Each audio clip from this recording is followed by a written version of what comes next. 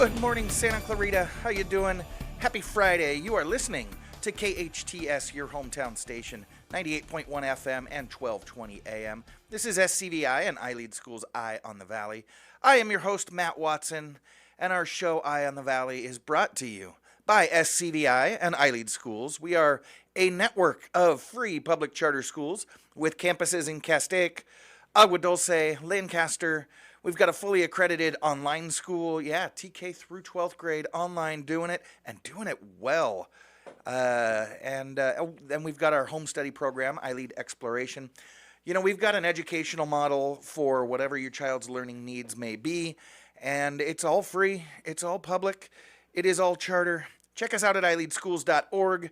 You can peruse any of our schools, all of our schools, and see what we're all about. We're doing great things in education here in Santa Clarita, and we keep our eye on education and the Valley here in Santa Clarita and across the nation, bringing you everything that you need to know about what's what going on around town.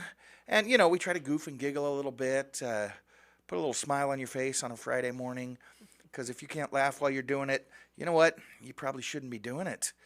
So yeah, welcome in. Happy Friday. Happy Good Friday. You know what? We're going to try to take your Good Friday and make it a great Friday for all you pious people and you crazy people out there as well. So yeah, welcome in. We've got a great show set up for you today. You're not going to want to miss a minute of it. So yeah, go ahead and turn the volume up. Head into the kitchen. Pour yourself that second cup of coffee.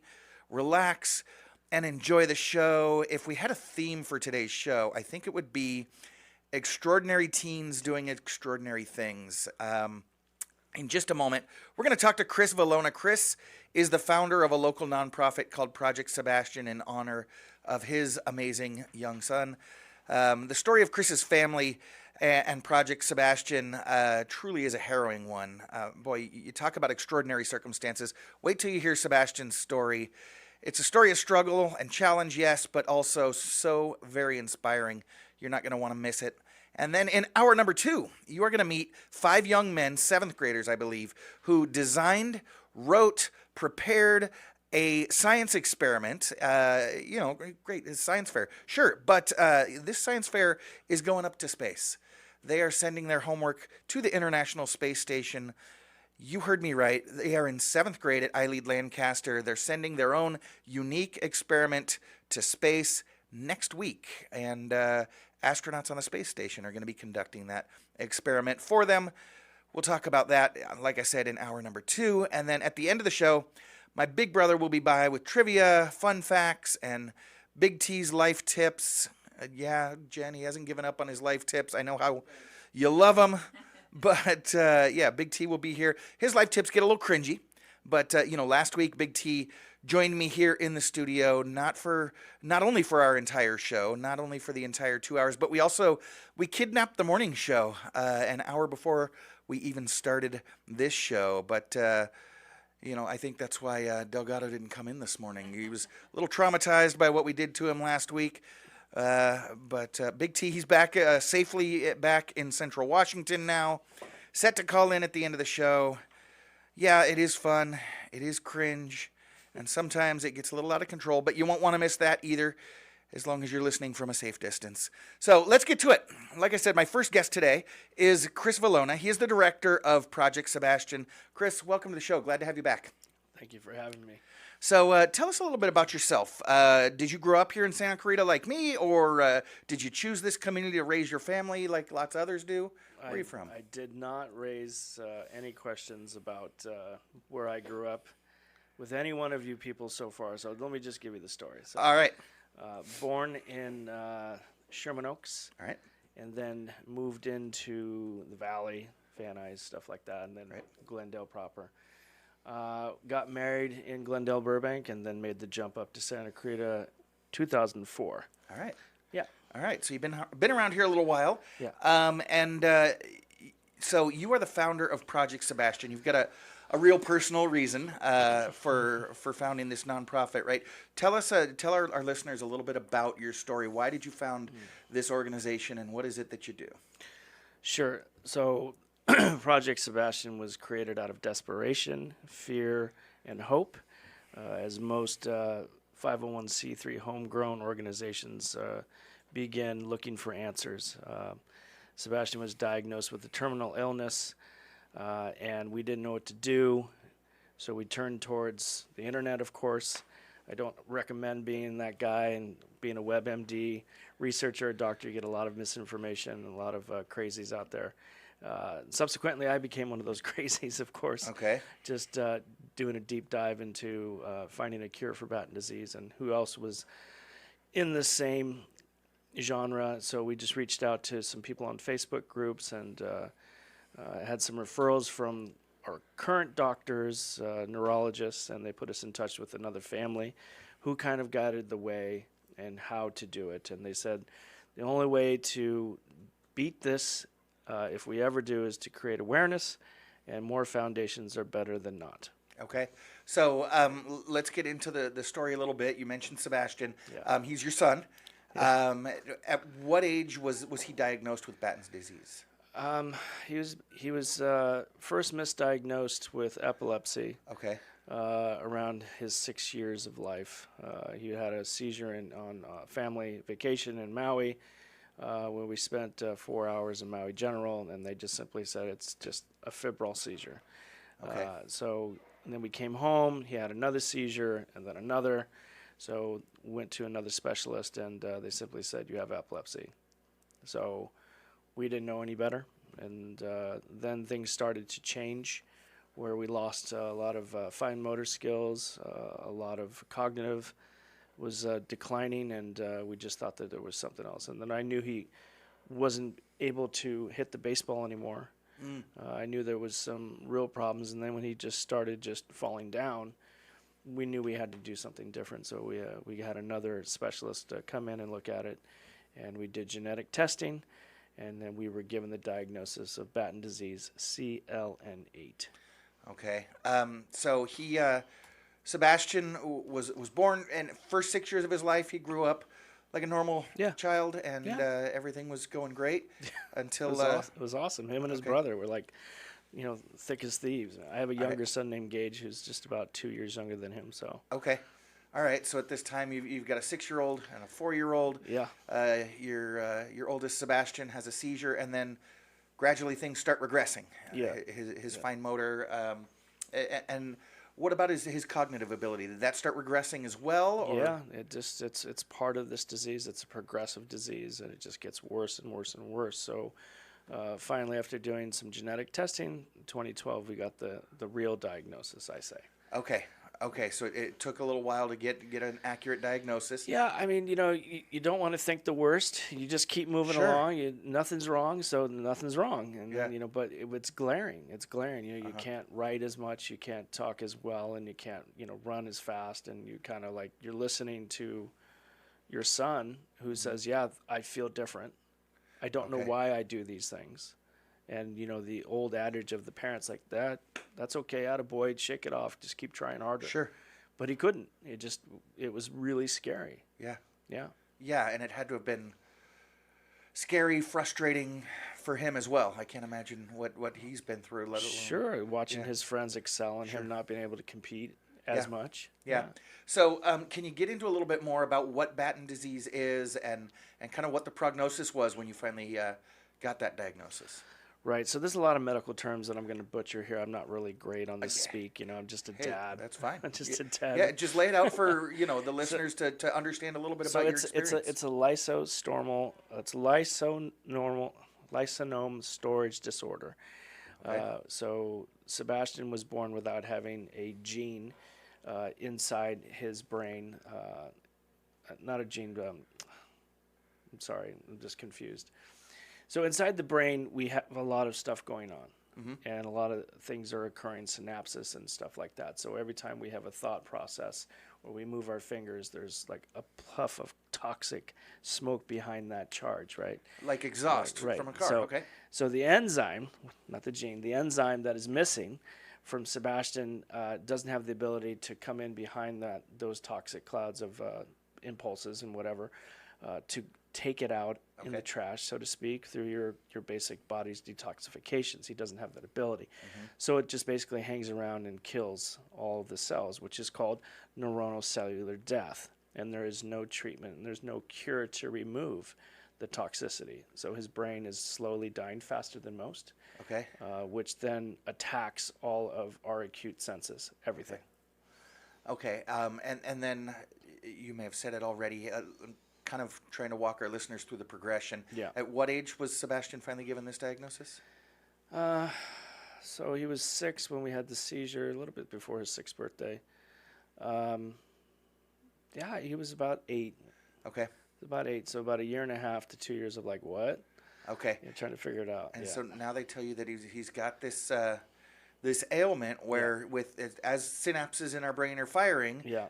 Like I said, again, like the exhaust from a car, they leave a kind of this this exhaust, this discharge that needs to be cleaned up. Yeah. And his isn't getting cleaned up properly. Did they give you, like you said, it's a fatal disease? Did they give you a timeline? Did they say you can expect this to this? Yeah. Upon that diagnosis date, we were inside this with me and my then ex-wife inside this room with a bunch of science guys.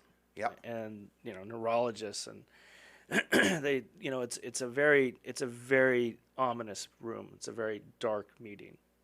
They just say, this is what he has. There's no cure. There probably won't be a cure in his lifetime. You need to go home and take care of him and love him, because he's going to probably not make it to his teens. Right. And so we're like thinking, how is this possible in modern day medicine?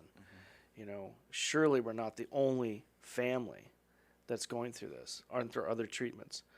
There are 14 different types of this disease. So you need 14 different cures. So one is not the same, if not the other. Oh, gosh. So I believe that my ex-wife at that time lost it as anybody would. Well, of course. Crying, fainted.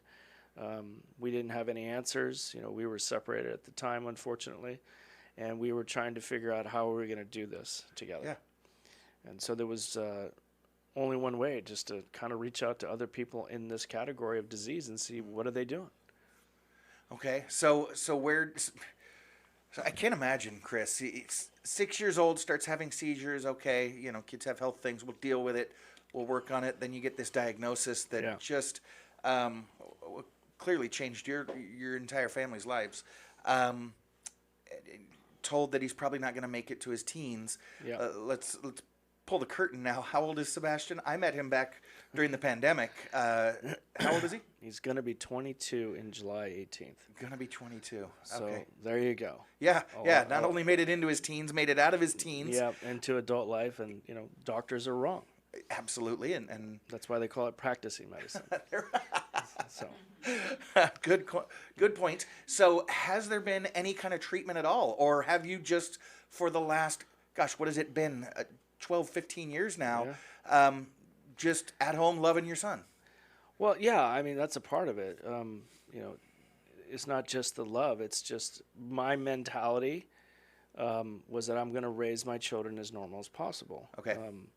So that whole idea of like, attaboy, brush it off, throw some dirt on it, was very much my way of life. That's how I was raised. I'm the youngest of 4 siblings, and I had no idea what I was doing as a dad, except just to do what I did as a kid. There are no big deals. And I treated this disease. There's no big deals, because if I really got into it, the oh my god, he's gonna die, I would probably be even more depressed than I am today. So I just had to keep going. And when you reach out to people in this space, the Batten disease land, as I call it, your son doesn't have the ability to get these treatments that some of these other variants, like I said, there were 14, are able to get. One of them is enzyme replacement therapy, which actually puts that enzyme into the brain through the port to do exactly what he was supposed to be born with. Okay. So he wasn't eligible for that. And so what do you do? It was just a hard way of looking at things. And I simply said, I'm going to train him like a athlete going to the NFL draft. All right. Because I saw a lot of these kids in these other families that weren't really moving around. They were wheelchair bound. They were bed bound. They were not eating. They were on G tubes for nutrition. And I just was absolutely terrified and horrified. I said, that's not going to be me. And that's not going to be Sebastian. And we're going to do something different. And we're going to train. Okay. So we hired personal trainers to come into the house. We have coaches coming to the house. We have learning centers coming to the house. He has a team at school. He has a team at my house. We just have nonstop kept him moving, stretching, lifting, eating, everything to keep him healthy. Because in my mind, I'm preparing for him when he does get a cure. Yeah. So that his body's able to function. There you go. People have said that you're crazy. It's never going to be happening. It's not possible. Yada, yada, yada. But I just, I blow him off.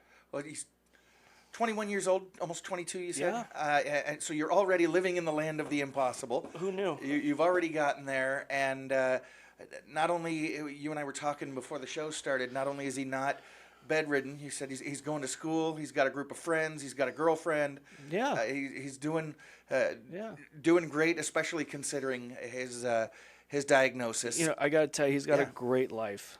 Okay, fantastic. He's got a better life than most people, I got to tell you. Well, and he's got a great dad. Thank you. And you've got a couple things going on where you are not just inviting, but welcoming folks in to your journey to support your son Sebastian.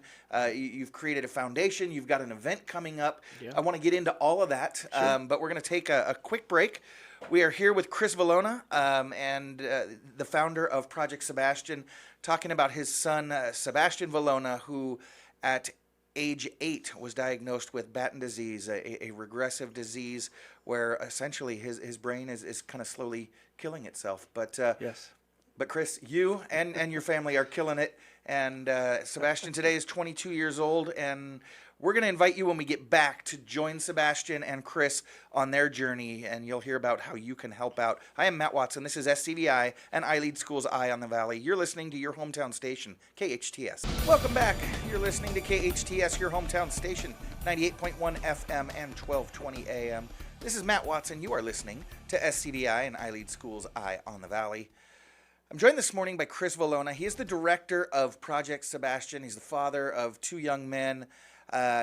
His oldest son, Sebastian, at the age of 6, if you missed the first segment, age of 6, everything's going great. You guys are in Maui vacationing with the family, and your 6-year-old has a seizure, turns into a series of seizures, was originally diagnosed with epilepsy, and then a couple of years later, about a year and a half later, at the age of 8, he was diagnosed with Batten disease, very rare disease where, as I mentioned, going out, where the brain starts to slowly kill itself.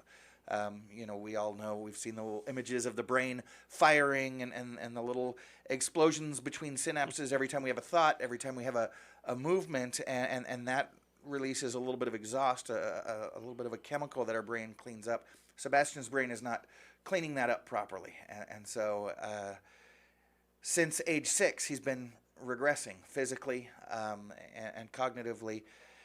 Chris, I mentioned before we went on the break, you kind of were just sent home. You were told by the doctors, take your son home and love on him as long as you can. Yeah. He's probably not going to make it into his teens. Sebastian is not only into his teens, he's now out of his teens. He's coming up on a 22nd birthday here soon. Yeah. Doing well, going to school. He's got a girlfriend, and you said last segment, you've been treating his life like you're preparing for the NFL draft. You've got trainers, and you are keeping Sebastian as strong and as healthy as possible, determined not to allow him to live a bedridden life where he's being fed, but staying strong, staying healthy, waiting for that cure. And that's been the treatment for your son. But you're also inviting folks to join you on this journey. You've started a nonprofit called Project Sebastian. Yes. Tell us about Project Sebastian. What do you do, and what's the nonprofit all about? Thank you for that. Well, first, let me go back a little bit here. Please. So earlier, I had mentioned something about other families. By no way do I use that context as some sort of disrespect or disparaging for other families, because certain types of this disease are they're a monster. And at best, that's what those families can do. Okay. I didn't want that. I was, like I said, terrified. And also, another thing is that the same people inside of California said he wasn't going to live.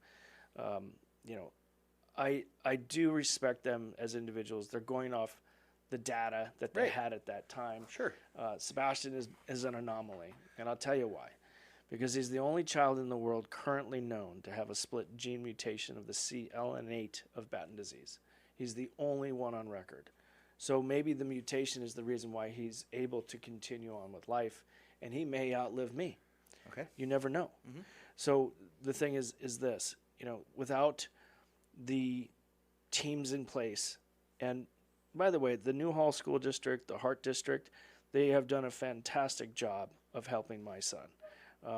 You have to advocate for it. I've pretty much have had a lot of bad IEP meetings and a lot of anger of what I needed for my son or what I wanted for my son. But all in all, the system has really helped my son. Yeah. And I think it's because I advocated for him and I got involved and I made it very known that I was not going to do anything that was not going to benefit him just for the sake of him having a seat in school. Okay. And they rallied around us. They basically jumped into it with us. So I'm very happy just to tell you that, the teams in place that we set up have been really beneficial for keeping him not only happy and secure, but emotionally stable. Fantastic. I'm glad to hear that you've been able to develop some strong partners in the school system. Yeah. And hey, there's no shame in your story. Like you said before, you're just a dad doing what you think is best for your kids, the same as the rest of us. Yeah. So tell us a little bit more about the foundation, Project Sebastian. What was your original mission? Why did you decide, okay, we're gonna do this, and then tell us what you do? Well, basically, the foundation was obviously started to raise millions of dollars for a cure. Right. Or some sort of treatment. And my ex-wife and I spearheaded the CNL8 research for Sebastian as a protocol.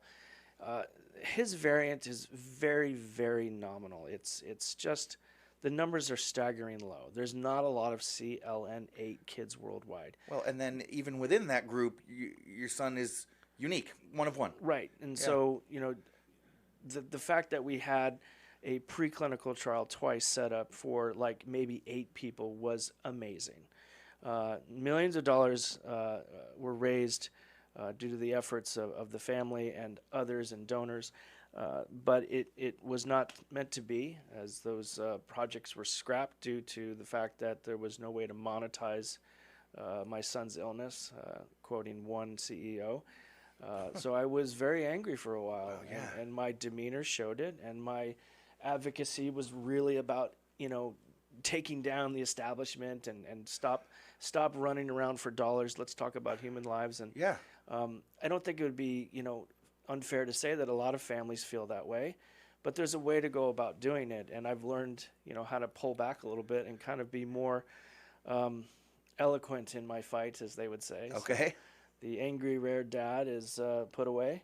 All right. And now the advocacy for education, research, and development and helping others in all rare diseases came to fruition after that last debacle with the clinical trials. So what we offer is resources, support groups, sometimes funding, mostly just being there to let other families know, hey, I understand what your situation may or may not be, but I want to be there for you. I want to be your support system. Anywhere from like, do you want to come out for a bite and meet my kid, to a hug, whatever. Yeah. And then there are some stuff that we need to do just to have fun. Like we're putting on this event. Yeah. I don't know of anybody else that's putting on a Rare Stair challenge where you go up and down stairs for advocacy. Yeah. But we decided to do it because we wanted to do something different and keep it fun. So thanks to KHTS and the Home Garden Show, We're going to be out there Saturday, April 26th, doing a Rare Stair challenge starting at 8 a.m. So get your steps in for some advocacy. Fantastic. That's a week from tomorrow. Yeah. It is the Rare Stair Challenge, not just raising money for Batten disease, but all types of rare diseases. Absolutely. Okay. We're a community partner. We work with Rare Givers now, global, and we have a show that's on YouTube as well as Facebook Live. Okay. To just reach out to all the male caregivers and the dads and give them the perspective to just, what do you do in this situation? You're a dad in rare disease. How do you do that? Because most dads don't stay. Moms basically take into that role and just take care of everything. But there are a couple dads like myself and my my co-host, Secondhand Steve, that stayed and helps the family and helps others. So. Okay. Yeah, that's well, it's got to be devastating, and most guys just don't hang. It's they don't. Wow. They don't. Wow. So that now you're adding layers onto the trauma and tragedy. But okay, so tell us a little bit more about your show. You do it specifically for dads of that are dealing with rare diseases in their kids? Rare diseases, special diseases, special needs kids, all families. We were on YouTube, and now we're jumping over to Facebook Live. We do it once a month. So it's just a show about how dads and male caregivers operate in this space. Okay. Moms dominate this entire space. They've got moms groups, they've got seminars, they've got retreats. And I was invited into one of those female seminars to acknowledge the fathers, and it stuck for me, because I got to tell you that rare disease and special needs, it's a really lonely space. It's a very lonely space. You have very few friends, and even the friends that are inside your space or your category, whether it's autism or brain diseases or whatever, they're busy taking care of their kid. Yeah. And it's hard to get together sometimes, but it's a very lonely space. Most people who have normal, healthy children don't really understand or don't want to learn or don't want to be there. I have a select few of 6 people in my life that I can count on that actually have healthy families that just show up. Okay. So I'm very lucky. All right. Gosh, there's so much here to unpack. I know. I need another 6 hours. But you're handling it amazingly, right? Thank you. Like I said, can't imagine what you've been through, but each and every day you get out of bed and you step into it and handle it for your son, for yourself, for both your kids. So again, I want to go back. You're inviting the community to Central Park next Saturday. What is that? Again, April 26th? April 26th at 8 a.m. At the top of the new Central Park stairs. All right. We got some great people coming out. We got a great couple of community members that are helping us. SCVi Stairs Project. Those guys over there are going to come out. We got the guys from Kelliston Real Estate coming out. We got sponsors like the UFC, Slide Drink Beverage, just to name a few. Community members such as Bio Recharge, whereas what Sebastian is currently doing for his treatment. We don't call it treatment, but it is treatment because it's actually reversed his aging and helped his life. Oh, great. Fantastic. Yeah. And the community loves those stairs. On a given Tuesday night, those stairs are jam-packed. I don't as much, but yeah. Carl and I talk about it. We take the escalator. So you're inviting folks out there. Do they need to sign up? Is there a fee involved? Give us the particulars. If you go to the Project Sebastian website, which is www.projectsebastian.org, and you hit the events tab, you'll click on that really cute zebra that was designed by Brianne DeMac from Moonshine Marketing. Thank you, Bree. And you click on that zebra. It goes to a registration page. It's only $15. Or if you just want to come out that day and make a donation, even better. We're giving away a bunch of swag. We're giving away a lot of stuff. So, it's just going to be fun. Yeah. Yeah, love that you're giving away swag. It's a great way for people to walk away and then, you run into people. Hey, what's that? What's Project Sebastian? Exactly. Well, let me tell you about it. Yeah. Yeah, fantastic. And so folks can make a donation. This all goes to research to try to combat these rare diseases? No, not so much research anymore. More like education and advocacy and support systems like groups. So there's not a lot of groups that are talking. You have groups, for depression, alcoholism, stuff like that. I'd like to say that, some of these groups can, replicate that and do the same thing, whether it's 12-step work or just talking about your feelings, where the stigma of men are not allowed to. So we break that stigma with the other dads, and we just simply say, you know what, if you want to cry, go ahead and cry. No one's going to judge you here. Yeah. Yeah.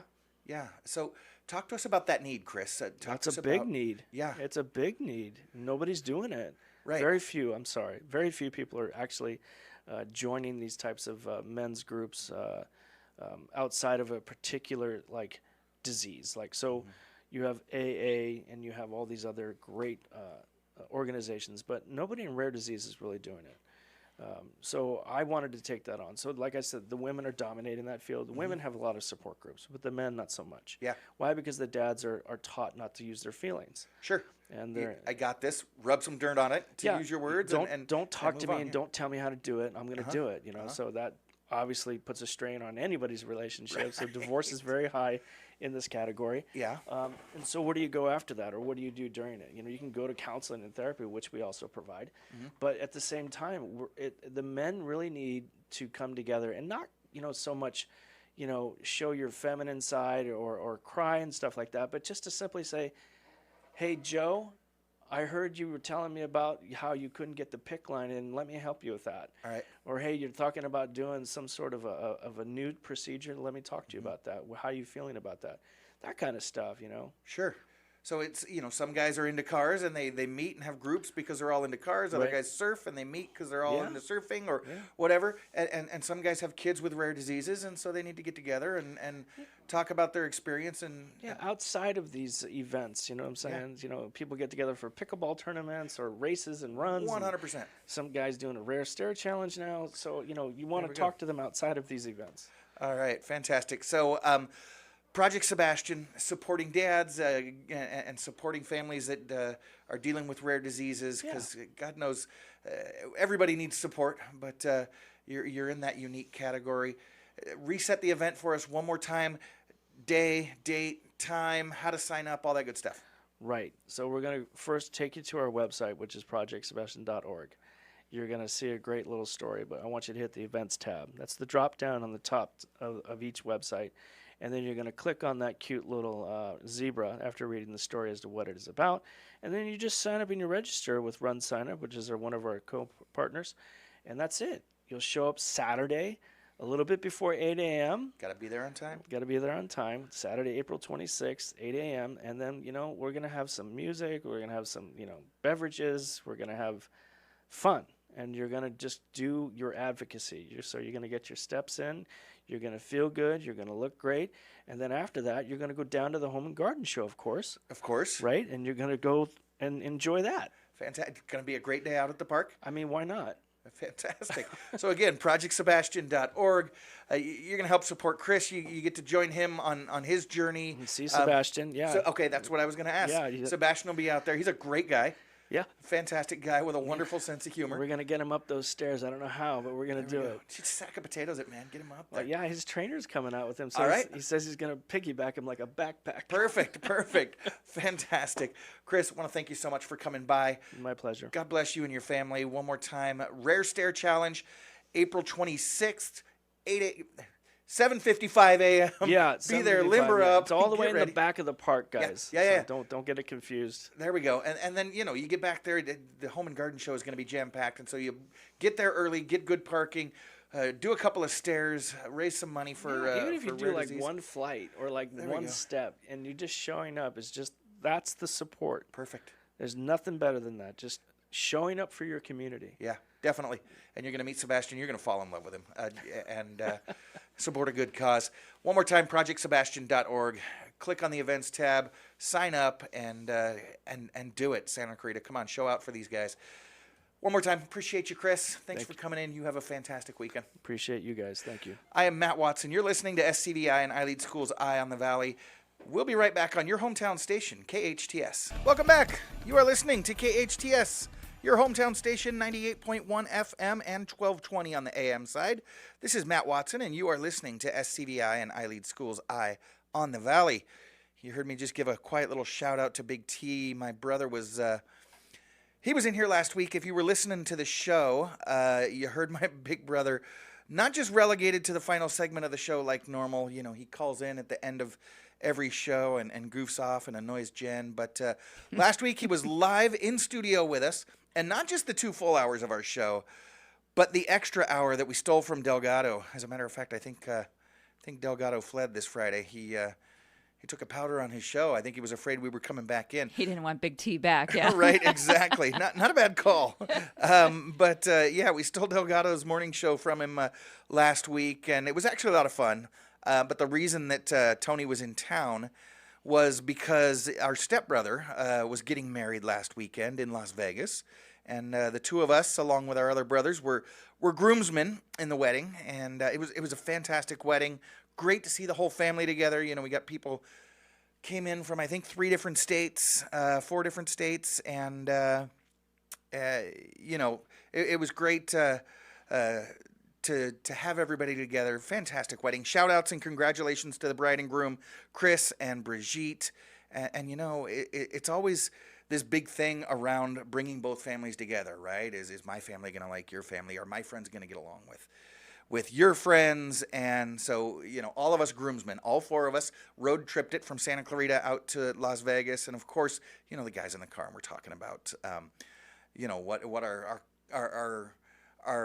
what would you call it? A chaperone, our companion, our bridesmaid. What are our bridesmaids going to be like? And, fortunately for all of us, Brigitte's bridesmaids were pretty cool, and it was a great wedding.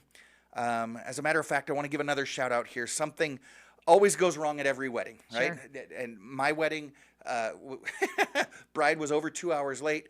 There's a reason for that. Oh my gosh. If we have time, we'll get into that. I got a little nervous, but no, everything goes wrong. It's not a matter of, no, let's prevent it, make everything perfect. That's the idea, but it's not going to be. Something's going to go wrong. If you're lucky, it's the weird uncle who gets a little out of pocket at the bar, or maybe Aunt Bernice wearing the same dress as the bride's mother, but hopefully nothing crazier than that. Well, the one thing that went wrong at this wedding was that between the rehearsal and the wedding ceremony, the bridesmaid that I was accompanying broke her foot. Oh, my gosh. She was out on a jog the night before the wedding, broke her foot. It was really unfortunate, and I feel bad for her, but, it all worked out. She was put in a walking cast and given some great pain meds. Had to limp down the aisle holding the flowers. We just kind of took it slow, but she was able to stand there for the, half an hour that the ceremony lasted, and, it was all good. But she was also the bridesmaid that was supposed to construct the floral arch right there at the the gazebo where the couple was receiving their nuptials.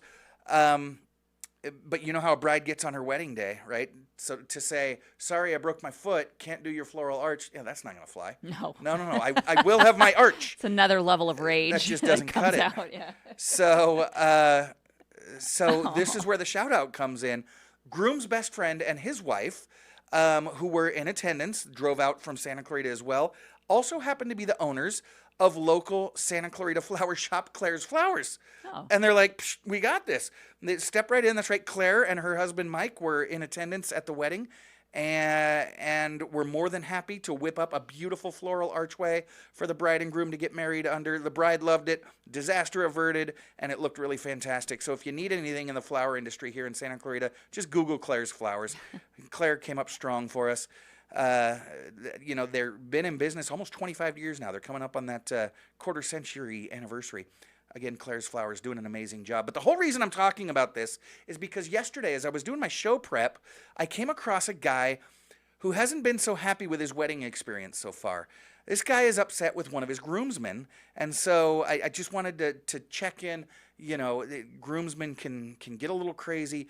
Bridesmaids can get a little crazy sometimes. So I've heard, yeah. And so this guy is really frustrated with how things are going so far. This comes from a Yahoo article based on a Reddit post. So I'm going to quote the Yahoo article a little bit here. A groom is regretting his decision to ask his friend of 30 years to stand by him on his big day. All right. According to the groom, the wedding is 3.5 months away. Okay, so the first shoe drops. 3.5 months away. What could the guy have done already to ruin your wedding that you're posting on Reddit? Anyways, according to the groom, the wedding is still 3.5 months away, and his groomsman has yet to book his ticket, purchase his suit, or even reserve his hotel for the destination nuptials. Even worse, the groom says, anytime he brings up the subject, his friend, quote, just ignores me. Groom says, I've yet to have any sort of commitment outside of a very vague verbal one from one of my groomsmen. The groom writes in his Reddit post, the destination wedding is in British Columbia. His fiancée is originally from British Columbia, which inspired the couple's decision to host the celebratory occasion there. And the second shoe drops. Bro, you've got a destination wedding to British Columbia. You're inviting the full shebang, family, friends. According to your Reddit post, he isn't even the best man. He's a groomsman. Destination weddings are pretty tough for people to get to. I can see why the guy is reticent to give you an answer. He either doesn't have the money or doesn't want to spend the money to be there. I mean, let's do the math. I dropped over $2,000 just to get to a wedding in Las Vegas. Yeah. Imagine what it's like to get to Vancouver or wherever in British Columbia you're getting married. It's crazy. Destination weddings are crazy, dude. Just Zoom it. Be patient. There you go. There you go. It's cheaper. You know what? Do what I did. I got married in South America. Told the whole family everything. We're gonna do a reception when we get back. We'll catch a party later. Don't stress. Don't stress. Big T still made it though. He went all the way down there for me.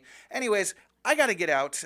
Be patient with your people, especially on a destination wedding. Come on now. I am Matt Watson. You're listening to SCVi and iLead School's Eye on the Valley on your hometown station, KHTS.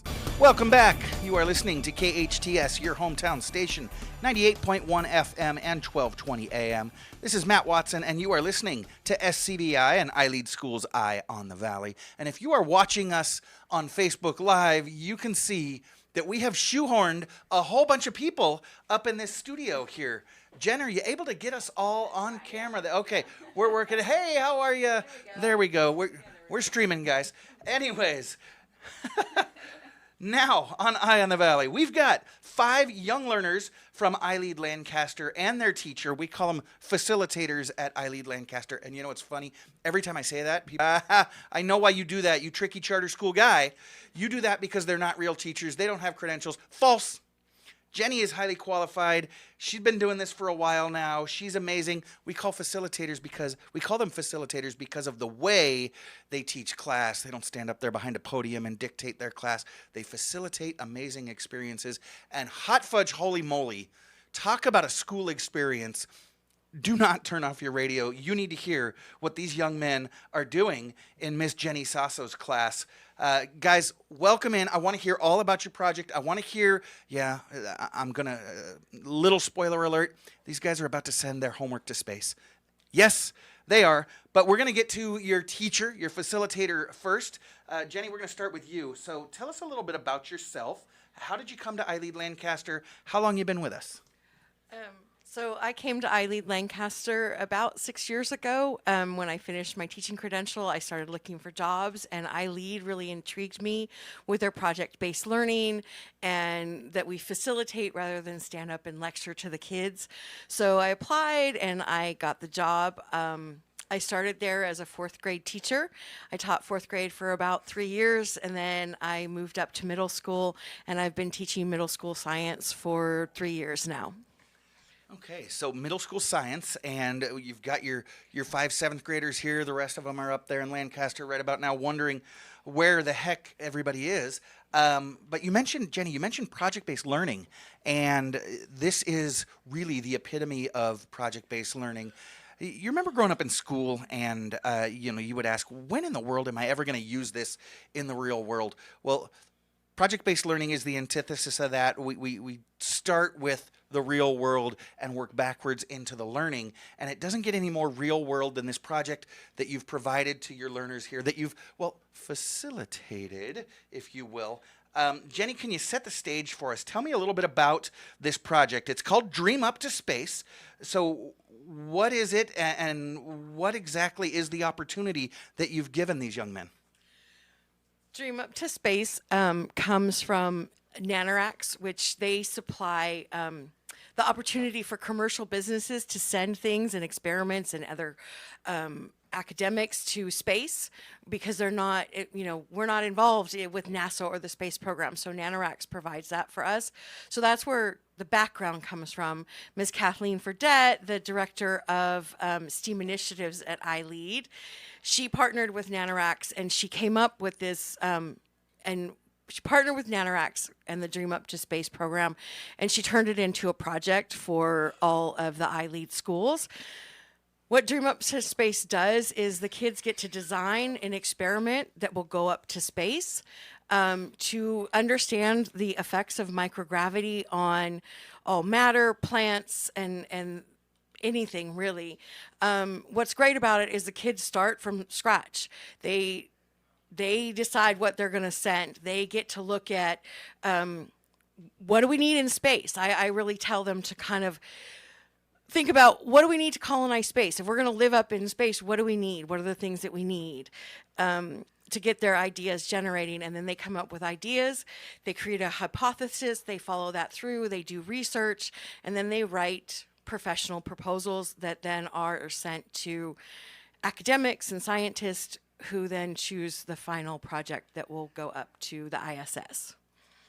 Okay, so it wasn't just these 5 gentlemen that had the opportunity to participate. Your entire class participated. They all came up with different experiment ideas. And then these gentlemen just happened to be fortunate enough to be chosen for flight. So they kind of, they're all winners, right? Yes. But yeah, no, these guys won. They get the opportunity to launch their experiment. But what other, we'll get into their experiment in a minute, but what other types of projects, what other experiments did your kids come up with?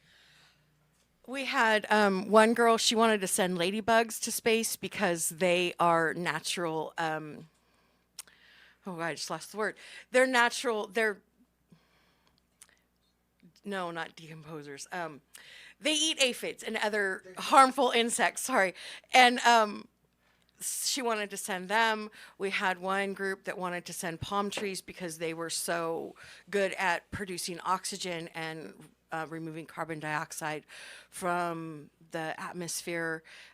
We had one girl that she was very into mental health and she loved painting and she wanted to send paint. And I said, well, we can't send paint, but let's look at flowers that you can use to make paint. So, and the reason is because space is so stressful. She wanted the astronauts to have a way to decompress and focus on their mental health. That is absolutely beautiful. And, I have seen in my 30 years in education, if we just provide that space for kids to do incredible things, they almost always do those incredible things. That's what facilitation is all about. But let's get to you, gentlemen. So it was that Team Salix Alba was ultimately selected for space flight. Before we get into your project proposal, we want to meet the team. So, guys, why don't you first just tell us your first name, how old you are, and then you're all in 7th grade, right? Yes. So just real quick, name and age. Who we got? My name is Orion Greer, and I am 13 years old, and I'm in the 7th grade. All right. My name's Rafael, and I'm 12, and I'm in 7th grade. All right, and I understand you go by Rafa, is that right? Yes. All right, you're going to be Rafa here in the studio. My name is Tron Brumley, and I am 12 years old and in the 7th grade. Fantastic. Good to meet you, Tron. My name is James Padilla. I am 13 years old, and I'm in the 7th grade. All right. My name's Esteban, 13 years old, and I'm in the 7th grade. All right, guys. So you worked on an experiment involving Salix Alba. And I know everybody's driving around in their car, they're sitting at home listening, and they're trying to clean out their ears, trying to wondering what I just said. Salix Alba. What in the world is that? Salix alba is Latin for white willow trees. Ah, it's Latin. So you speak Latin, do you? And I'm mispronouncing it because clearly I don't speak Latin. Salix alba is Latin for white willow. So whose idea was it? And I don't know. So whoever's idea it was, go ahead and speak up. Whose idea was it to experiment on white willow? Well, it was actually Tron Brumley at first. We wanted to do almonds, but then we decided to do white willow trees because almonds wouldn't really produce and help with that much headaches in space. But we found white willow tree, and we found that it can do much more than just help with headaches, so we stuck with that. Okay, so it's having to do with headaches. Tell us about white willow. Why is it that you're experimenting on it? What are you trying to find out by sending white willow up into space? We are trying to find out how will the effect of microgravity affect the white willow tree. Okay, so what the effect of microgravity is. So that's an interesting thing. And let me just ask, because my assumption was always there's no gravity in space. Can you explain to me what microgravity is? Microgravity isn't no gravity. It's very weak gravity. So it's basically you're just in a constant free fall into Earth's atmosphere. Okay, so that's interesting. It's not that you're floating, you're just always falling and never landing. And that's what microgravity is. Interesting. Okay, so Rafa, let me ask you this. Tell me about the particulars of the experiment. What's going to happen? What are you sending up, and what's going to happen? Are you sending like a whole tree?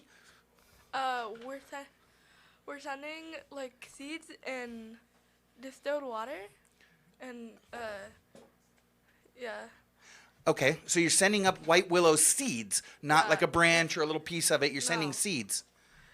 Yeah, and a mixed stick with a lot of other stuff to help it grow. Okay, so is the idea you're trying to figure out if once you mix the seed with some water, will it actually grow in space? Yes, as we tested. Okay, fantastic, James. So, so what's the idea? If you can get the seeds to grow, then maybe white willow will grow in space, and then it's good for all these different things?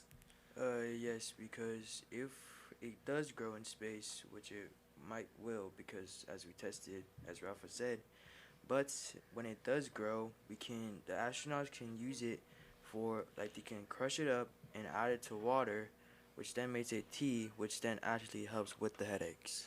Oh, fantastic. Okay, I see. So I didn't know that. I'm going to have to see if, over the weekend I can get some white willow tea and see. So that's going to help with headaches. This is a great kind of medicinal kind of thing that hopefully we can grow in space. So I want to ask you, what's the process of the experiment step by step? Can you tell us, like, from the idea to the proposal all the way to the end, what is it that you've been working on it's been a couple of months now, hasn't it? So tell us about the process. We've been working on white willow seeds, trying to make them germinate, but we found out we didn't actually have white willow seeds. We had ash seeds and tree wood. Okay. Or dogwood seeds. Mm-hmm. So they weren't germinating until we got actual white willow seeds. They germinated right away. Oh, did they? It was really quick. Okay, so you got them to grow pretty quick, pretty easy, but you weren't in space when you did that, were you? No. No. So you were in your classroom, you got them to germinate, you got them to grow. That's good news.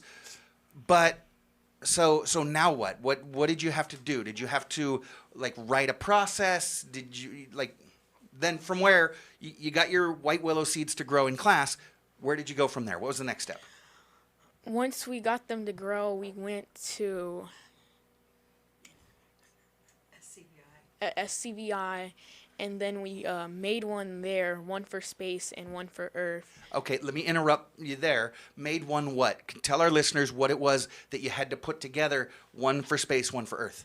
We had to put white willow seeds with peat moss in a mix stick and poured some distilled water in. Mm-hmm. And then we had to cap it off. And we did the same thing for the Earth one. And then we already shipped the space one to Nanoracks.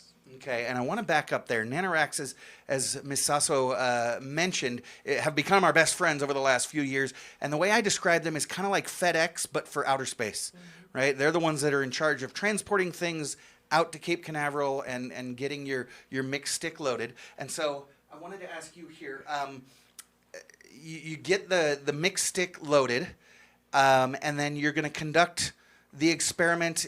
Well, you're not going to do it in space. Astronauts are going to conduct your experiment in space, and you guys are going to do it here on Earth. Tell us about the timing of that. What's going to happen? What'd you say again? So your project's going to launch. It launches on Monday, and then, like, you guys are just done, or what do you have to do after it launches? Well, when we launch it on the 21st of April, we can actually see that, well, it will grow in space. Do you want me to answer? Yeah, go right ahead. Sorry. So what'll happen is we have two experiments. One goes up to space, and then we have one here on Earth. And when we get the message from the ISS that they have unclamped and mixed our peat moss seeds and water together, then here on Earth we unclamp ours, we shake it and mix our peat moss seeds and water together, and both the space and the Earth experiments run concurrently. So we'll get to track growth rate, root direction, because in microgravity roots tend to grow instead of downwards in all directions. So the boys will get to see that when we get our experiment back from the ISS. Okay, fantastic. So you guys are running the experiment here on Earth. Astronauts are running the same exact experiment. How do we know it's the same exact experiment? Because y'all mixed them both. You prepared them both identical. And so astronauts are going to do it in space. You're going to do it here. And then we'll see what happens. And we're going to see a little bit more about what's happening when we come back. We do need to take a quick break. I'm here with Rafa, Orion, Tron, James, Esteban, all from iLead Lancaster, all in 7th grade. They're here with their teacher, their facilitator, Jenny Sosso. Guys, I want to talk all about the process and all those different things, but we need to take a quick commercial, and we'll talk more in depth when we get back. I'm Matt Watson. This is SCVi and iLead School's Eye on the Valley on your hometown station, KHTS. Hey, welcome back. You are listening to KHTS, your hometown station, 98.1 FM and 1220 AM. I am Matt Watson, your host, and you are listening to SCVi and iLead School's Eye on the Valley. I'm joined this morning by Team SpaceX Alba, better known as Team White Willow. They are a group of 7th grade students from iLead Lancaster, and they've designed an experiment that is going to be sent to the International Space Station on Monday. On Monday, guys. How stoked are you? Is this crazy? Yeah. They're fired up, folks. They just can't put it into words how excited they are. But think about it. I remember going to science class and my science teacher telling me, this is the experiment, this is what you're going to do, this is how you're going to do it, and these are the results you're going to get. Not really the scientific method, but that's the way science was taught way back in the Stone Age when I was in school. But, Miss Jenny, you're not doing it that way. No. You told your guys, or you told your whole class, what do we need to live up in space? And there's all different kinds of stuff. And so your kids came up with a ton of different project ideas, all of them really cool ideas, but it was Team SpaceX Alba, these 5 gentlemen who are experimenting on white willow to see if it will grow in space. They mentioned before, why? Because it's got great medicinal purposes. It can be crushed up into a tea, and it's great for headaches. So they want to see if white willow will grow in space. And they're going to figure that out by sending some white willow seeds into space to see if it grows. Fantastic. So, Orion, I want to ask you, launch is Monday. I don't think that's sunk in yet, but launch is Monday. The experiment you put together is going up into space. Astronauts are going to conduct the experiment there in space. You guys are going to conduct it at the same exact time here in your classroom. And then, what? What happens after they do the experiment?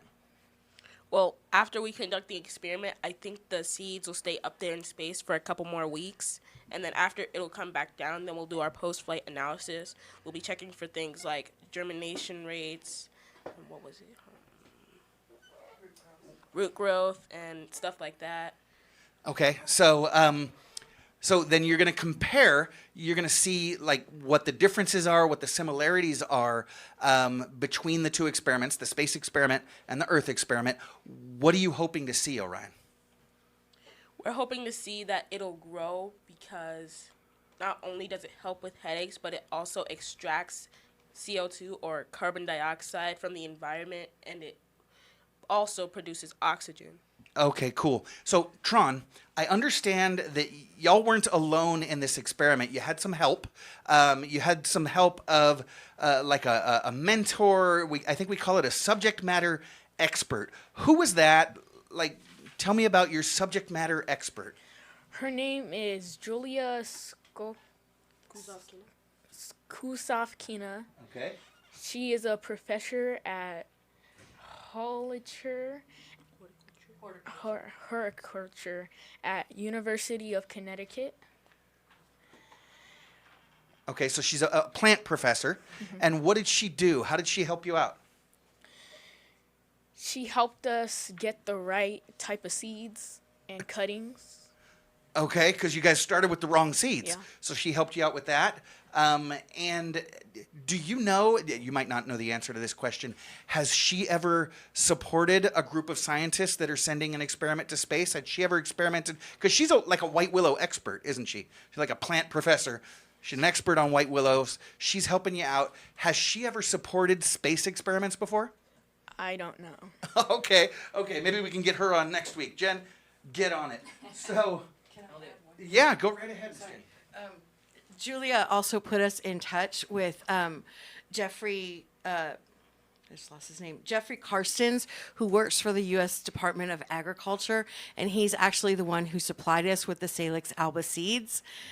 He sent them to us. He was instrumental in helping us just learn how to germinate them. He's also the one that told us that we had the wrong seeds, that we were buying from another source. So he was great. I could go to him and ask him questions. We texted, we talked on the phone. When we found out we couldn't cold ship our seeds, which they need to be cold until they're ready to germinate. We talked about ways that we could do that and how we could keep them as cold as possible till it got to nanoracks. And then we figured out the length of time between when it would come out of our cold pack and get up to the ISS. It was about 7 to 10 days, and he said they would still be mostly viable seeds in there. So it was great. Okay, James, coming to you. So launch, as I mentioned, is this Monday. Your seeds, your experiment is being loaded onto SpaceX, and it's being launched this Monday, getting on Uncle Elon's taxi cab there, right, to head up to the International Space Station. They still, even though these launches have become routine, they still put them on TV. Launch is set for, I think, 4 o'clock in the morning, but that's in Florida. That's 1 a.m. our time. James, are you planning on getting up at 1 o'clock in the morning to watch this on TV? Well, maybe, but I might be like playing on the game. But if I have time, then I maybe will watch it launch. All right, so nonchalant. This is just routine, right? Who doesn't send their experiments up to space to be conducted by astronauts? Crazy. All right, so Esteban, I understand that the 5 of you, like this whole crazy group of guys here, traveled all the way out to Florida, not so much for the launch, but you went out to Kennedy Space Center a couple of months ago. If it wasn't for the launch, what did you guys do there at Kennedy Space Center? Why'd you go out to Florida? Well, we went out there to present our slides to the other teams, so they know about our experiment and we could learn about their experiment and what they're trying to do that benefits them, but also how their experiment benefits the space exploration. Okay, so there's other teams from other schools like around the country that are also sending experiments up? Yeah.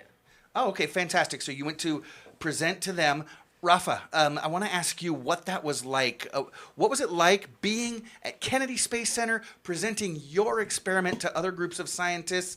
What was the experience like? Really cool.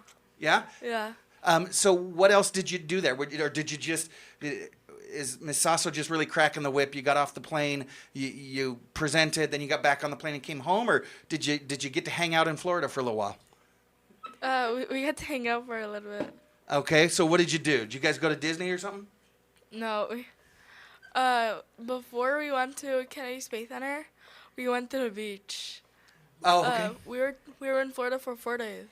All right, so you got to go to the beach. You guys got to hang out. That must have been really, really cool. So let me ask all of you now. This has been an amazing experience. You have to understand that this isn't This isn't normal, guys. Not everybody gets to create their own experiment and send it to space and say, hey, astronauts, this is what I need you to do for me.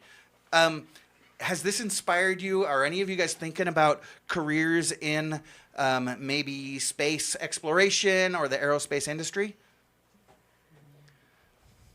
Nobody? Okay, so chime in there. What are you thinking about? Maybe to learn about how space exploration works and how we could benefit from space exploration, as in we could maybe transfer to other planets as if the planet, So you are thinking about a career directly related in what you're doing right now. So this is a great resume builder. So let's just go. This is our, I think, one of our country's favorite pastimes. Old people asking young people what they want to do when they grow up. So Esteban, you're gonna go colonize Mars. So James, what about you? What is it that you want to do? Is it anything related to this, or are you you're gonna work on cars? You're gonna be a doctor? What are you gonna do? No, I wouldn't work on this when I grow up, because when I turn 20 or 21, I want to pursue my baseball career, go to the MLB if I get scouted by a team. Fantastic. What position do you play? I usually play in the infield, like pitcher or first base. All right, you got quite an arm then. All right, very cool. Are you a Dodger fan, or what team do you want to play for? Well, my first team was the Cincinnati Reds, so I probably would play that team first. Dude, did you know that from iLead, we've got an iLead alum who pitches in the major leagues for the Reds? Did you know that? No. Do you know who Hunter Green is? I think I've seen him before. He's considered the most powerful pitcher in the major leagues right now. Throws the ball 103 miles an hour. The guy is a phenom. He's absolutely incredible. Went to SCVi through 8th grade. Yeah, true story. All right, but enough about baseball. This is not a sports show. Tron, what about you? What do you want to do when you grow up? I'm not sure what I want to be yet. You're not supposed to be sure. You're what, 12, 13 years old. You don't have to know. So that's cool. But great that you've got this experience. This would definitely help you get into college, and certainly doesn't hurt on any resume. Orion, what about you? You gonna play what, left field in the major leagues, or are you going to Mars like my boy Esteban? What are you gonna do? I think I'd take up a career in art or computer coding because it's less stressful. I feel like in space exploration, if I mess up even a little bit, there would be serious consequences. Okay, but if you're computer coding and you mess up a little bit, you could break the internet, dude, and people would be so mad. That would be stressful. Yeah, but you know what? Art, we heard earlier that art is very good for mental health. Fantastic. Rafa, what about you? What do you want to do when you grow up? I don't know. You don't have to know. Yeah. I'm 53 years old. I still don't know what I want to do when I grow up. This radio thing might not work out for me, and so I don't know. We may be moving on. Speaking of what would you like to do, it's been in the news a lot this week. There's these, what was it, 5 ladies that just went up to space, and they were not astronauts. They're just sort of 5 randos, well, not really randos. They were 5 randos that had $50 million to launch themselves into space. Katy Perry and a couple of her closest friends. How would you guys feel? What if NASA were to tell you, all right, guys, we need one of you to come with this experiment and help out the astronauts, conduct your experiment. I see Miss Jenny raising her hand. Would you guys want to go up into space? Yes. Yeah? Yes, Okay. All right, so you would like to go. Tron wants to go up into space. The rest of you, no, you staying here on terra firma? You staying here on the ground? Rafa, you want to go up to space? Yeah. Absolutely. What about you, Orion? I'd go up to space but be absolutely terrified almost the entire time. Yeah, just floating around screaming your head off. All right. I'll be terrified going up. Okay, but then you want to stay. All right. And what about you, James? You thinking about going to space, or you staying you're going to stay down on the mound and just keep pitching? Yeah, I'm going to be like Superman. Oh, okay, so you do want to go up to space. All right. It would be a cool experience, just to be able to say you did it and come back. And so here's the question of the day. If you just go up into space, they say, all right, come on, you go up, and then you come back. I think these ladies were up in space for 11 seconds. Yeah. Does that make you an astronaut because you went to space? Yeah. Okay. Okay, so there we go. Fantastic. Let's see. We traveled to Florida. You've had quite an experience. We talked about your careers. So, guys, you're doing amazing things already, and so exciting. Now, I think, Miss Jenny, am I right? Are their classmates listening back at iLead Lancaster? I don't know. Okay, well, your parents are listening. Is there anything any of you want to say before we have to go? Orion's got something on his mind. Anything you want to say? No? You're good? All right, fantastic. Just want to reset it if you're tuning in, because what an amazing experience, Jenny, that you're providing for your learners. So you just kind of threw it out there. Guys, within your lifetime, we're going to start trying to colonize the moon and Mars, trying to send people up there to live. What are we going to need, and how do we further that understanding?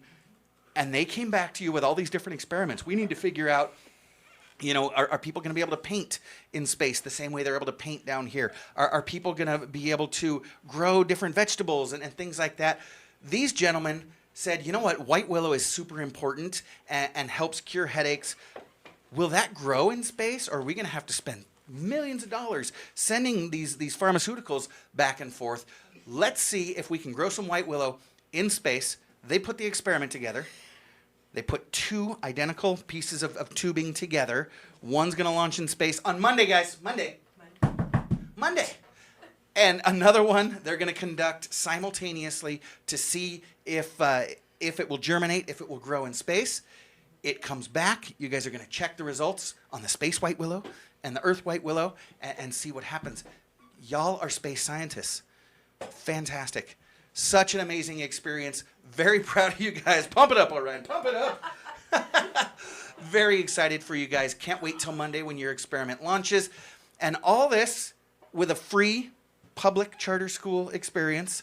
No tuition to attend iLead Lancaster or any of our iLead schools. Guys, you're only in 7th grade. You're already touching the stars. Congratulations. Thanks for coming in this morning. We appreciate it. Literally. Yes, literally. Literally. All right, we're going to take a quick break. When we get back, Big T is going to join us. If you've never experienced Big T, y'all have a radio in that van that you're riding back up to iLead Lancaster in? Yep. Yeah. Okay, you might want to tune in. My brother, he calls in. Do any of you have brothers? Yes. Yes. Yeah. Do your mom, dad, do they make you share things with your brother? Yes. Yes. Yeah. We can't have nice things of our own, can we? Yeah, Mom makes me share my radio show with my big brother. He calls in with these lame trivia questions, and Jen filed an HR complaint against my big brother a couple of weeks ago. She had to take a couple of weeks off the show. My brother's calling in, and you'll enjoy it from the radio. Jen and I have to tolerate it from here in the studio, and we do play trivia. Guys, see if you can get any of the trivia questions correct. Miss Jenny, Miss Sosso, you let me know if anybody gets some of the questions right.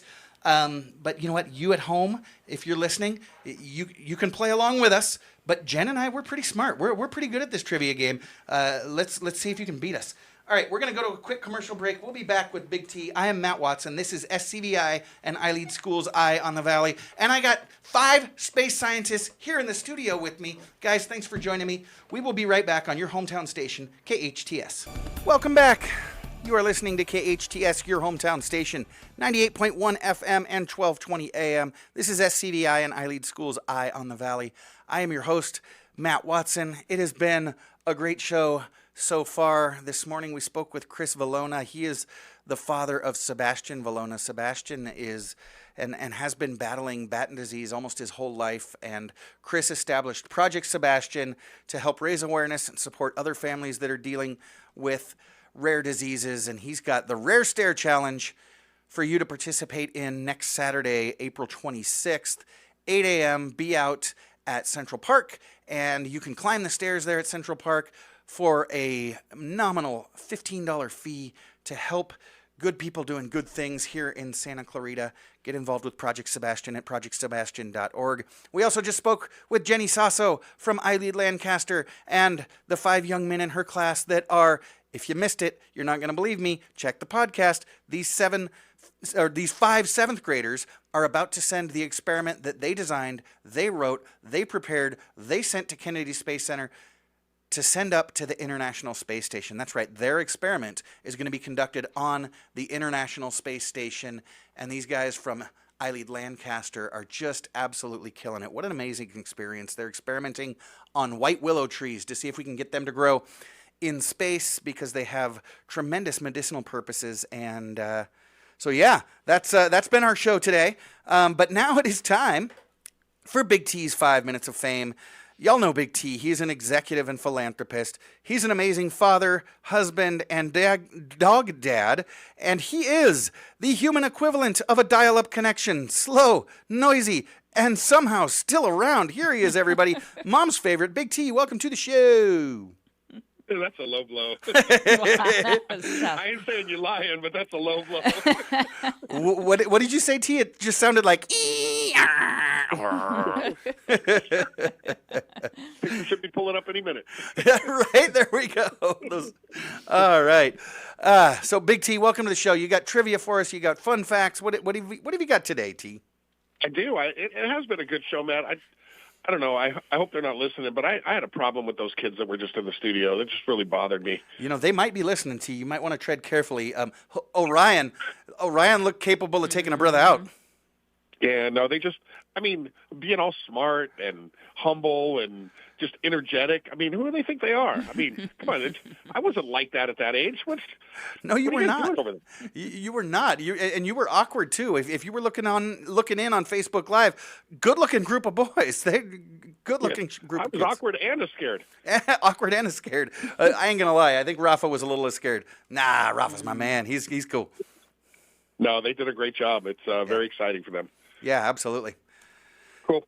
Well, I got some trivia. I also have some life tips, and of course, Yes. you got a big holiday coming up on Sunday with Easter. So I got some Easter life hacks for the parents out there. All right, Tony. So HR put you on warning. Jen filed a complaint a couple weeks ago. She took a couple of weeks off, and she is back. So tread lightly with your life tips. What have you got, Tay?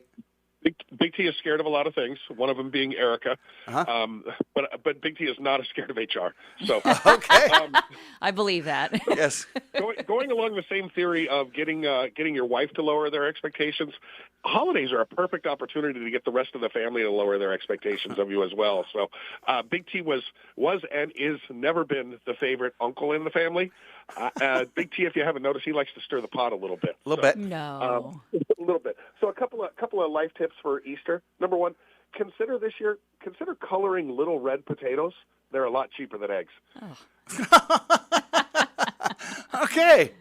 All right. That's not too bad. When you're hiding the Easter eggs, put Bean Boozled jelly beans in the eggs. Word travels real quick after the first kid eats a wet grass or a barf jelly bean. No, that's low. Yeah, you can't do that. That's not cool. Yikes. Now, this one, if you've got multiple siblings or even one, this is the perfect one for them. Bring a pocket full of $5 bills and stick several of them in your kids' pockets. And every third or fourth egg that your kid finds, have them pull out one of those $5 bills and yell out, "Another $5!" Let them know if they sell it well enough, they can keep $10. It'll really get under the skin of the other kids when they don't get any $5 bills. Right. They just got jelly beans that taste like smelly socks. Yeah. $5, man. We got quarters and we loved that. You watch how quickly those other kids move when your kid hollers out that they got a second $5 bill. Be like Charlie Brown. I got a rock. Yeah. I got a potato. Yeah. I got a Potato. painted potato. Pink potato. Typically, Easter is a brunch, right? So it's early in the day. So you always got to worry about family passing judgment on you. So tip for the parents, put a tea bag in your whiskey so you can day drink without being judged. Nice. I like it. A little white willow tea bag. Yeah, that also works on Zoom calls, by the way. Oh, does it? Yeah, ask me how I know. Okay. To those 5 gentlemen writing back up to iLead Lancaster right now, Big T does not work for iLead. He does not represent iLead's views or wishes. You did not hear that. Gentlemen, don't do that stuff. Plus, I'm just kidding. He's just kidding. All right, you ready for some trivia? Yeah, we're ready. All right. In 1990, Rock the Vote started encouraging young people to vote on what network? Jen. Oh. Jen. MTV. MTV's correct. I want my MTV. What parent company owns the History Channel, FX, ESPN, and ABC? Jen. Jen. Disney. Disney's correct. What parent company owns E, Telemundo, Bravo, Oxygen, and Peacock? Frogger. Frogger. Is it NBC? NBC's correct. Sporting abundant hair and a love of happy trees, who Jen. hosted the PBS television? Jen? Bob Ross. Bob Ross, The Joy of Painting. Until the happy trees, I thought it was Frogger. I thought it was me. What is the name of the doomed boat on TV shows Gilligan's Island? Frogger. Frogger. Ooh. That would be the SS Minnow. Oh, geez. Yeah. How far did they travel, Frogger? I don't know, but it was for 3 hours. A 3-hour Yeah, 3-hour tour. So Yeah.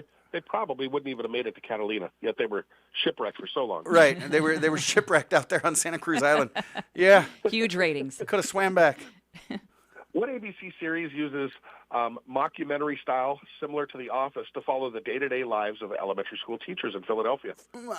Frogger. Oh, Frogger. Is it Abbott Elementary? Abbott Elementary is correct. All right. Are you a fan, Frogger?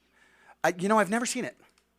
Really? Yeah, Okay. I've never seen it, and I hear that they're not fans of charter schools anyways. So yeah, oh. yeah, Well, then you definitely can't watch. they get all uppity. They don't like the competition. They like having a monopoly, and they get stressed about other people doing it better, doing it more efficient, and still doing it for free. Did I mention charter schools are free? Public schools, you get that private school experience for the public school price. iLeadschools.org. Check out our 6 different schools. We've got something for every child. You got any more trivia, Big T? I do. So I'm going to give you the name of a celebrity, and you tell me who their celebrity spouse is. Oh. All right? Jay-Z. Jen. Jen. Beyonce. Correct. Goldie Hawn. Jen. Yeah, Jen. Well, is this a trick question? Kurt Russell. But are they not Kurt married? Russell's correct. Okay. They're still together. Okay. We're counting come it. on. All right. It's Bert and Lonnie that broke up. True. Right. NFL star Jonathan Owens. Jen. Nope. I don't know. Never mind. I retract. Frogger. Frogger. He's married to Sissy Spacek. What? No, it's gymnast Simone Biles. Oh, yeah. Oh, that's right. Yeah, you get them confused all the time, right? I do. Supermodel Chrissy Teigen. Jen. Jen. John Legend. John Legend is correct. Wow. Jen, this is where you got to separate those expectations, low expectations. I already have. It's okay. Eric is no. John Legend is Erica's favorite artist. We've gone to see him several times. He puts on such a great show. Okay, nice. Great voice. Yep. Yes, he does. All right, Sarah Jessica Parker. Jen. Say that 3 times fast. Matthew Broderick. Oh, that's right. Right. Bueller. Tim McGraw. Jen. Faith Hill. Faith Hill's correct. Soccer star Megan Rapinoe, now retired. That's a good one. Frogger. I don't know. Frogger. Miley Cyrus. No, it's actually Sue Bird, basketball player. Oh. All righty. Lauren Bacall. Frogger. Humphrey Bogart. Humphrey Bogart's correct. Woohoo, I got one. Who painted the famous artwork, the Mona Lisa? Jen. Jen. Leonardo da Vinci. That's correct. I get him confused with Leonardo DiCaprio. Many do. Say what now? What's the score, Frogger? Too many to not enough. Okay. Just check. Oh, no, sorry. Corrections and retractions. Far too many to not enough. It's all right. It's my day. It is. Don't ask me about 4th grade math. You though. are on.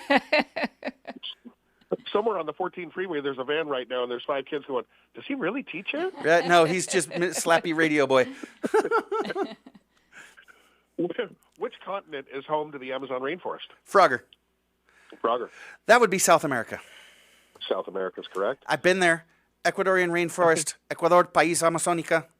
That's a political statement. I get crazy. What is the largest planet in our solar system? Frogger. Jupiter. I'll stay away from that joke. Yeah, right. Who wrote the play Romeo and Juliet? Frogger. Ooh. Frogger. That'd be Bill Shakespeare. Yes, Billy. Yeah. What's the tallest mountain in the world? Frogger. Frogger. That'd be Mount Everest. That is correct. Do we have a comeback? Now, I know, right? if you measure from the beginning of the mountain to the very tippy top, it's actually the big island of Hawaii. But I digress. No, Jen still got me by 2 points. Oh, okay. But I'm staging a sneaky Right, and comeback. Oh, give me some 80s And pop. you Come on. you just took a little bit of time for your fun fact, which is killing the time for trivia, so you're probably not going to be able to catch up. Uh-oh. Get to it, Big T. Right. What is the chemical symbol for gold? Frogger. Ooh. Roger. AU. AU is correct. AU, what are you doing over there? You. All right, we got time for one more. Will I tie Jen or will she beat me? You're stressing me out. Who is the creator of the Marvel superhero characters? Jen. Jen. Oh, Stan Lee. Stan Lee is correct for the win. 11-9. Jen pulls it off, Jeez. holds me off on the epic comeback. All right, Big T, we do have to wrap it up. Thanks for swinging by. We want to thank our guest, Team Salix Alba from iLead Lancaster. Drive safe, guys. Chris Velona, Director of Project Sebastian, Producer Sarah, Engineer Jen, and thank you for listening. Remember, friends, life is good, but we're all here to help each other along. And join us again. Be well, do good, and join us again next week. You're distracting me. Every Friday, 8 to 10 a.m. I'm Matt Watson. This is SCVi and iLead Schools, Eye on the Valley on your hometown station, KHTS.